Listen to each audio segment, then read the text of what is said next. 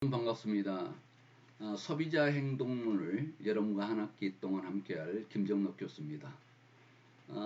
비대면 수업으로 진행하게 된 것을 좀 유감스럽게 생각합니다만, 그러나 비대면이지만 대면처럼 여러분과 항상 소통하고 늘 알고 싶은 내용, 궁금한 내용은 질문을 받도록 그렇게 하겠습니다.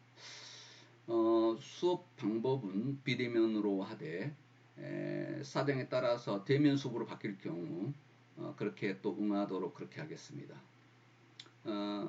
강의 자료는 주차별로 1주차, 2주차, 3주차 이렇게 구분해서 통합 자료로 올려서 1-1, 1-2, 1-3 예를 들어서 이런 세 강좌를 1주차 통합 자료로 해서 여러분들이 앞뒤 내용을 편하게 볼 수 있도록 자료를 올릴 계획입니다. 그래서 1주차는 1-1, 1-2, 1-3이 통합 자료를 하나로 올라가서 언제든지 열어서 앞뒤를 한 번에 볼 수 있도록 그렇게 할 계획입니다.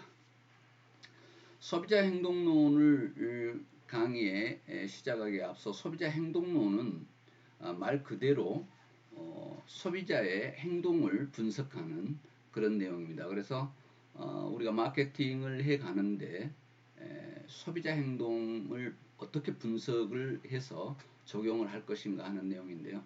그렇다면 일단 먼저 소비자를 알아야 되겠죠.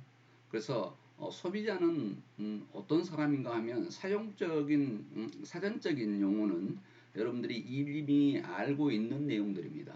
그러나 또 한번 저희가 살펴보도록 그렇게 하겠습니다. 소비자는 누구인가? 결국은 어떤 제품이나 서비스를 사용하는 개인이나 가구다 이렇게 보면 되겠습니다. 그래서 사용자를 소비자라고 한다 이렇게 생각하면 되겠고요. 고객은 그러면 누구인가 하는 부분인데, 굳이 구분을 하자면 소비자와 고객을 구분하자면 고객은 서비스 제품을 구매하는 개인이나 가구다 이렇게 생각하면 되겠습니다. 그래서 어떤 큰 의미에서는 넓은 의미에서는 같은 내용입니다만은, 그래서 소비자는 사용하는 사람이고 고객은 구매하는 사람이다 이렇게 이해를 하면 되겠습니다. 그런데 소비자 행동을 연구하는 이유는 소비자는 단순히 소비만 하는 것이 아니라 다양한 역할을 수행하고 있다는 것입니다. 그래서 우리는 소비자 행동을 연구하고자 하는 것입니다. 그래서 다양한 역할을 수행하는데 어떤 것들을 하는가 했더니 결국은 어떤 제품이나 서비스를 구매하고자 하는데, 구매를 결정하는데 구매 결정까지의 소비자는 구매 자금을 제공하는 역할을 합니다. 돈을 지불하죠. 아니면 해당하는 대가를 지불하는 역할을 합니다. 그리고 제품을 구매하죠. 구매하는데 더 중요한 것은 제품을 사용한다는 것입니다. 그래서 고객과 소비자가 여기서 구분될 수 있는데요.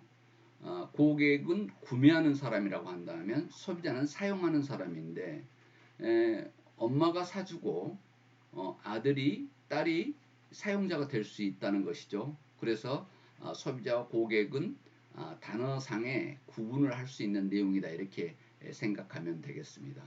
그래서 많은 제품은 구매자와 소비자가 다를 수 있다는 것을 우리는 전공을 하기 때문에 알고 있어야 된다 이렇게 보는 것입니다.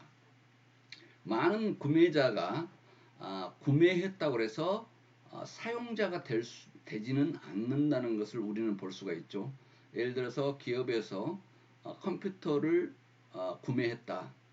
그러면 구매했는데 사용자는 그들의 직원이 될 수 있겠죠. 이렇게 소비자가 사용자, 그러니까 고객과 소비자가 다를 수 있다는 것을 여기서 이야기하는데요. 이 소비자는 사용하는 제품을 사용하는 역할을 하는데, 거기에서 의사 결정에 영향을 행사할 수 있습니다. 왜 그러냐면 이 상품이 좋았다, 안 좋았다, 아니면 불편함이 있었다, 아니면 아주 만족했다, 이런 의사결정에 영향력을 줄 수 있는 역할을 하고 있다는 것입니다. 또 한 가지는 소비의 필요성을 제기하는 역할을 하기도 합니다. 그래서 이걸 소비의 필요성, 이것이 있어야 되는 이유, 이런 것들을 영향을 줄 수 있는 소비자다. 그래서 구매 결정까지의 구매와 사용에 있어서 여러 가지 소비자의 역할이 있기 때문에 우리는 소비자 행동을 연구한다, 이렇게 보면 되겠습니다. 다시 여기에서 소비자 행동을 정의를 알아보도록 그렇게 하겠습니다. 소비자가 자신의 욕구를 충족시킬 것으로 기대되는 어떤 제품이나 서비스를 알아보고 또 구매하고 구매 이후에 사용해 봅니다. 사용하고 나서 평가해서 나머지 처분하는 과정까지 이 내용이 소비자 행동의 내용이라고 보는데요. 그래서 소비 항목들의 돈, 시간, 노력 등을 어떻게 사용하기로 결정하는 것, 이것이 소비자 행동이다, 이렇게 생각하면 되겠습니다. 소비자 행동에는 결국은 소비자는 자신의 욕구를 충족시키기 위한 그렇게 하기 위해서 제품이나 서비스를 구매한 것만이 아니라 탐색해보고 그래서 어떤 것이 더 나을 것인가 비교 검토를 해본 다음에 구매를 결정합니다. 그런데 구매하고 끝난 게 아니라 사용을 해본다는 것이죠. 그리고 사용 후 평가를 하게 되죠. 우리는 여러분들이 구매하고 나서 인터넷에서 어떤 상품을 탐색을 해서 구매 결정을 했습니다. 그리고 사용해 본 다음에 그 평가를 후기로 올리곤 하죠. 그리고 나중에 그 내용이 소모품이었을 경우 다 사용한 경우 처분하는 과정을 거치는데 이런 내용을 진행하는 과정에서 돈을 얼마를 사용할 것인가 분배를 하겠죠. 내가 가지고 있는 돈 중에 얼마짜리를 사야겠다, 고액을 사야 되겠다, 아니면 적정한 가격을 사야 되겠다, 아니면 저가를 구매해야 되겠다. 거기에 또 시간은 인터넷에서 구매할 것인가, 아니면 대형 백화점으로 갈 것인가, 오프라인에서 살 것인가, 온라인에서 살 것인가 하는 것들을 생각한다는 것이죠. 거기에 대한 구매하는데도 노력이 들어간다는 것입니다. 이런 것들이 소비자 행동으로 나타난다, 이렇게 보면 되겠습니다. 여기서 우리가 지금 소비자 행동론을 배우고 있는데요. 개인, 집단, 그리고 조직과 그들의 욕구를 만족시키는 상품이나 서비스, 그리고 경험, 아이디어를 선택하고 확신하면 사용하고 처분하는 과정, 이런 과정들을 저희가 수업을 하는데 이런 과정이 소비자와 사회에 미치는 영향에 대해서 공부하는 분야가 바로 소비자 행동론이다, 이렇게 생각하면 되겠습니다. 소비자 행동의 개관을 한번 봐보려 하는데요. 소비자는 외부 영향을 받기도 하고 내부 영향을 받기도 합니다. 그래서 의사 결정을 하는 과정에 이런 외부 영향과 내부 영향을 분석하고 판단해서 거기에 영향을 받아서 의사 결정에 이른다는 것입니다. 그래서 어떤 문화에 따라서도 틀리고 하위 문화, 인구 통계에 따라서도 또 틀리고 지위, 중거 집단, 그리고 가족, 마케팅 활동에 따라서 틀립니다. 그래서 외부 영향에 어떤 상품을 몰랐는데 마케팅 활동을 적극적으로 함으로써 거기에서 외부 영향을 받아 구매를 결정하기도 하죠. 그리고 내부적으로는 지각하고 자기가 알게 된다는 거죠. 그리고 어디선가 학습이 되어서 알게 되었거나 아니면 기억하거나 어떤 동기에 의해서 움직이기도 하고 아니면 내 개성에 따라서 움직이기도 하고 어떤 감정이나 태도에 따라서 언제든지 자아 개념 및 라이프 스타일이 형성되고 바뀔 수 있다는 것을 우리는 볼 수 있습니다. 그래서 의사 결정 과정을 봐보면 상당한 상황이 있음을 인식할 수 있는데요. 처음에는 문제 인식을 하게 됩니다. 결국은 내가 무엇이 필요로 하다 이렇게 생각을 한다는 것이죠. 그래서 지금 내가 무엇인가 필요로 하는데 필요하다는 것을 느꼈을 때 문제 인식을 하는 것이죠. 그래서 그 다음부터는 정보 탐색을 하게 됩니다. 내가 자동차를 사야 되겠다. 왜냐하면 지금 버스나 택시를 이용하는 이 내용보다는 내 차가 있어야 되겠다는 어떤 생각을 가졌을 때 문제인식이라고 볼 수 있습니다. 그 다음은 정보 탐색을 하게 되는데요. 이때는 자동차를 어느 브랜드를 사야 될 것인가 아니면 또 어떤 기능을 가지고 있는 것을 사야 될 것인가 필요에 의해서 사겠죠. 승용차 개념으로 사야 되겠다 아니면 스포츠카처럼 기능이 들어있는 그런 걸 사야 되겠다 아니다 나는 짐을 날려야 되니까 트럭을 사야 되겠다 뭐 이런 내용들을 정보를 알아보겠죠. 그 다음에 대안을 평가하는데 그러면 만약에 내가 승용차를 산다면 어느 회사 것을 사야 될 것인가 그리고 대용으로 살 것인가 중용으로 살 것인가 소용으로 살 것인가를 판단하겠죠. 그래서 브랜드와 규격 사이즈 이런 것들을 판단한 다음에 구매에 이르게 됩니다. 그리고 나서 구매 후 행동이 이루어진다는 것입니다. 결국은 구매 후의 행동은 사용해보고 나서 자동차라면 탑승을 해서 운전을 해보고 난 다음에 이 차는 성능이 좋다, 편리함이 있다, 아니면 불편함이 있다 이런 내용들을 경험을 다시 소비자는 나타냅니다. 그래서 그런 것들을 다시 경험을 통해서 자기 자신한테 아니면 조직한테 아니면 가구에 그 경험을 피드백한다는 것입니다. 그래서 이런 피드백을 외부 내부 영향 요소에만 피드백을 하는 게 아니라 외부 영향 요소에도 영향을 준다는 것이죠. 그래서 가족한테도 영향을 줄 수 있습니다. 내가 이 차를 타봤더니 어떤 것이 좋았다 안 좋았다 하는 것을 영향을 줄 수 있고요. 아니면 주거 집단 이쪽에도 영향을 줄 수 있습니다. 아니면 스포츠카를 샀는데 젊은 층의 그 문화 중고 집단에게 영향을 줄 수 있는 그런 내용이 있다는 것입니다. 그래서 소비자는 구매를 하는 그리고 사용을 해보는 것 그걸로 끝난 게 아니라 다시 외부나 내부에 중요한 영향을 줄 수 있는 피드백이 이루어지고 있음을 우리는 알고 있어야 되겠다 하는 내용입니다. 그 다음에 지금 소비자 행동 연구에서 학체적 접근을 하는데요. 결국은 기업은 소비자 행동을 분석을 해서 소비자 만족을 극대화함으로써 소비자로서 소비자가 어떤 만족을 주냐에 따라서 재구매 아니면 주변에 영향을 줄 수 있는 아주 큰 역할을 하고 있기 때문에 우리는 소비자 행동을 연구하지 않으면 안 된다 하는 내용을 여기에서 소비자 행동의 필요성을 우리는 읽을 수 있었습니다.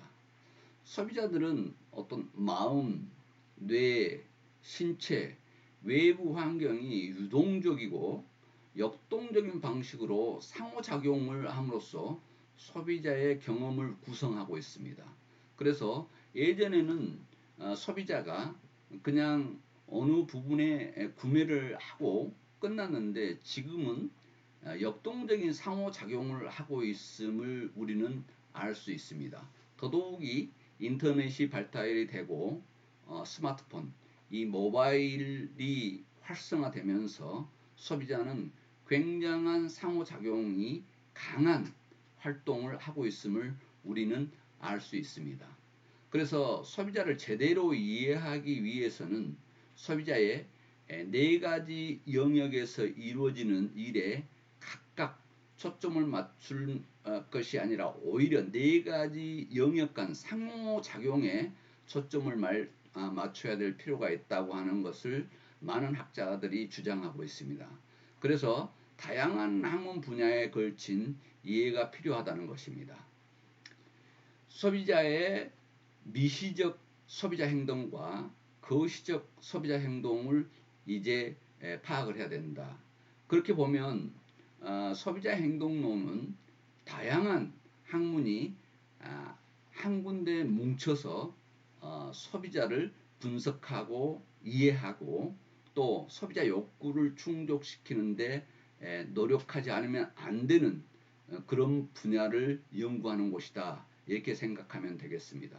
그래서 미시적 소비자 행동에서 거시적 소비자 행동까지인데 경험 심리학도 소비자 행동에서 연구 대상이 됩니다. 왜냐하면 소비자가 사용해 보고 거기에 대한 어떤 경험을 가져갈 것인가 하는 그런 부분에 엄청난 우리는 노력을 하지 않으면 기업이 살아남을 수 없다 이걸 생각하기 때문에 그렇습니다.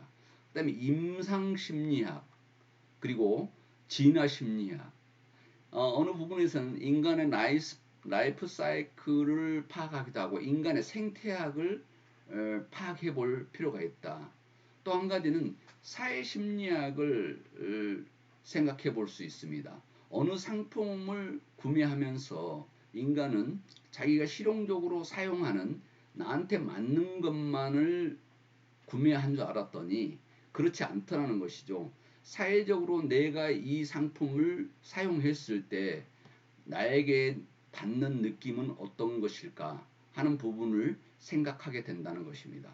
그래서 사회적인 어떤 그런 부분 때문에 그렇게 고가에 구입하지 않아도 될 상품을 아주 고가의 유명 명품 브랜드를 구입하기도 합니다. 실제 상품의 재료값은 얼마 되지 않지만 사회적으로 느껴지는 그 브랜드 예를 들어서 명품 같으면 명품이 가지고 있는 초고가의 상품에도 불구하고 구매를 하더라는 것이죠. 그래서 사회심리학, 사회학 이런 것들이 소비자 행동에서 다뤄야 될 내용들이다 하는 내용입니다. 그리고 거시 경제학, 언어 비평학, 또 인구 통계학, 문화 인류학 이런 것들이 이 소비자 행동 분석의 전체가 필요한 학문이다 이렇게 보면 되겠습니다. 인구 통계적으로도 인구 구성 분포에 따라서 세대 차이라든가 또 아니면 인구 통계에서 나오는 다양한 자료들이 소비자 행동에 중요한 역할을 할 수 있다 이렇게 볼 수 있는 것입니다. 그리고 문화 인류학까지도 중요한 내용이 되겠죠. 이 시대에 어떤 문화가 어떻게 흐르냐에 따라서 상황은 심하게 변화될 수 있기 때문에 더더욱 그렇다는 것입니다. 자, 그래서 이런 학문들을 이번 소비자 행동론에서 배우게 될 것인데 꽤 또 재미있는 내용으로 사례들을 여러분과 나중에 이야기할 수 있겠습니다. 그래서 요즘은 소비자를 연구하기 위해서 인공지능 AI의 프로그램으로 소비자를 움직이고 이해시키고 또 소비자 욕구를 충족시키는 내용들이 접근해가는 내용을 볼 수 있습니다. 그래서 저희가 수업을 이렇게 진행하는 동안에 그런 내용들을 여러분들과 함께 이야기할 수 있도록 그렇게 하겠습니다. 소비자 행동 분석에서 오류가 있었던데요. 이 내용은 고객은 의식적으로 결정을 내린다 하는 내용인데 어느 부분은 소비자가 잘 모르고 있는 내용에서 진행이 되는 경우도 많습니다. 그래서 의식적으로 결정을 내린 게 아니라 무의식 차원에서 상호작용이 이루어지는 경우가 있다는 것이죠. 그래서 일반 사람들이 내리는 모든 결정은 70에서 80% 정도가 무의식적이더라. 그리고 30에서 20% 역시 결코 우리가 생각하는 만큼 의식적이지는 않더라는 것이죠. 평소에 본인이 소비자가 담고 있는 어떤 그런 기본적인 생각 속에서 어느 부분은 7, 80%가 무의식적인 상황에서 결정을 하더라는 것을 알 수 있었습니다. 또한 그것도 나머지 30에서 20% 정도는 완전히 의식적인 상황에서 한 것만은 아니더라 하는 내용입니다. 조지 로웬스타인은 이 학자는 이렇게 주장을 합니다. 의식은 실제로 행동을 안내하거나 통제하기보다는 행동이 이미 이루어진 뒤에 이를 이해하는 역할을 주로 한다는 점을 강조하고 있습니다. 그래서 소비자는 아주 의식적이고 분석을 정확히 해서 상호작용을 일으킨다. 이 내용으로 볼 수는 없다는 것입니다. 그래서 소비자가 어떤 것을 구매를 했는데 구매를 왜 했는지 하는 내용에 본인도 모르게 진행을 했던 내용들이 많다는 것입니다. 지금 인공지능 프로그램은 소비자의 무의식 속에서 아니면 의식 속에서도 순간 결정, 구매 결정을 하는데 어떤 영향을 줄 것인가 하는 부분에 고민하고 있습니다. 소비자 행동 분석 오류 2인데요. 고객은 합리적으로 사고하고 결정을 내린다. 이건 고민스럽다는 것이죠. 그래서 최근 많은 행동 경제학자들은 소비자들은 불완전한 의사결정자로 보는 동시에 시장은 영리한 결정과 영리하지 않는 결정, 이성적 선택과 비이성적 선택 모두에 반응하며 진화한다고 주장하고 있습니다. 그래서 소비자는 불완전한 의사결정자 내용이 상당 부분이 있더라 하는 내용입니다. 그래서 어느 부분에서는 비이성적 선택에 반응하기도 하더라 하는 내용입니다. 그래서 우리는 이 소비자 굉장히 어렵다면 어렵지만 어떻게 보면 쉬울기도 하는 그런 소비자에 대해서 분석을 하는 소비자 행동론을 여러분과 한 학기 동안 할 계획입니다. 그 다음에 소비자 행동 분석의 오류인데요. 마케팅에서 성별은 별로 중요하지 않다 하는 내용인데요. 요즘은 유니섹스라 그러죠. 남녀 구분이 많이 없어졌습니다.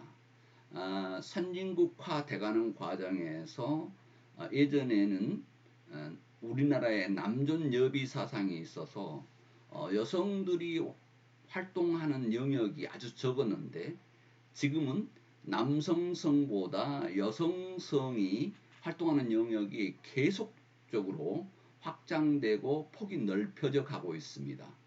오히려 거꾸로 남성이 여성성을 따라가는 이런 내용을 볼 수가 있죠. 예를 들자면 화장품 같은 경우도 예전 남성 소비자는 화장품을 그렇게 많이 쓰지 않았고 또 외모에 그렇게 많이 신경을 쓰지 않는 게 남성성으로 보통 이야기됐었습니다. 그러나 요즘은 여성들의 모습을 따라가기도 합니다. 화장품도 한 가지만 쓴 게 아니고 거의 스킨, 로션 뭐 그 이상의 것도 하고 어느 부분은 피부 마사지를 신경을 쓰는 그런 내용까지도 여성성을 거꾸로 따라갈 정도의 변화가 심하다. 또 남성성의 직업을 여성성이 계속해서 더 영역을 넓혀서 하고 있다 이렇게 보면 되겠습니다. 그래서 남자 직업이었다고 하는 것이 의미가 없어질 정도로 여성들이 하고 있는 분야가 아주 넓어졌다 이렇게 보면 되겠습니다. 네 번째 오류인데요. 소비자들의 기억은 경험을 정확히 반영한다. 그런데 꼭 반영하지만은 않더라는 것이죠. 그래서 이런 소비자 행동의 오류 이런 내용들이 우리한테는 아주 중요한 내용으로 다가오고 있습니다. 그래서 소비자 행동은 더욱 소비자 행동 분석이 필요한 그런 세상이 됐다 이렇게 보면 되겠습니다. 통찰력 있는 소비자 분석을 하려면 어떻게 해야 될 것인가 하는 부분인데요. 마케팅 관리자들은 진정으로 통찰력 있는 소비자 분석을 원한다면 지금 현재 나와 있는 여기 표를 참고할 필요가 있다 이렇게 보면 되겠습니다. 소비자의 정신활동이 사회적 과정과 생물학적 과정 간 상호작용에 기반하여 형성된다는 점을 이해해야 된다는 것이죠. 소비자는 경험하는 사회적 심리적 과정 그리고 정신활동을 형성하는 생물학적 과정에서 정신활동 방식에 이해가 있어야 되겠다. 결국은 목표는 통찰력 있는 소비자의 분석을 하지 않아 가지고는 기업은 살아남기가 어렵게 됐다 이렇게 보는 것입니다. 그리고 정보의 아주 빠른 속도로 변한 이 정보에 민감하지 않으면 안 된다는 것입니다. 왜냐하면 소비자는 늘 움직이고 있고 소비자는 늘 발전하고 있고 소비자는 정보에 능해 있기 때문에 더욱 그렇습니다. 그래서 통찰력 있는 소비자 분석이야말로 기업이 살아남을 수 있는 중요한 요인이다 이렇게 보면 되겠습니다. 그래서 소비자 행동론은 그 전에는 심하게 연구되지 않았습니다만은 1960년을 기점으로 서서히 시작이 돼서 중점적으로 연구를 해가는 그리고 최근에는 인공지능을 동원해서까지 소비자 행동을 분석해가는 그리고 빅데이터를 활용해서 소비자가 어떻게 움직이고 있는가를 파악하는 세상이 되었다는 것을 우리는 알고 있어야 되겠다. 그래서 지금 1-1에서는 통찰력 있는 소비자 분석 이것이 아주 중요하게 됐다는 내용까지를 여러분과 수업을 했습니다. 그래서 소비자 행동론에 한 학기 동안 여러분과 함께 수업을 재미있게 해보도록 그렇게 하겠습니다. 다시 이야기하지만 소비자 행동론은 1주, 2주, 3주, 4주 이렇게 주차별 통합 자료를 올릴 계획입니다. 그래서 1주차 통합 자료에는 1-1, 1-2, 1-3을 하나로 올려서 여러분들이 강의 자료를 보기 쉽게 할 계획이고요. 2주차에는 2-1, 2-2, 2-3 이렇게 해서 2주차 통합 자료를 올려서 여러분들이 예습 복습 그리고 다시 한번 찾아봤을 때 보기 쉽도록 강의 자료를 올릴 계획입니다. 여러분 만나서 반갑고요. 한 학기 동안 즐거운 수업이 되도록 노력해 보겠습니다. 수고 많이 했습니다.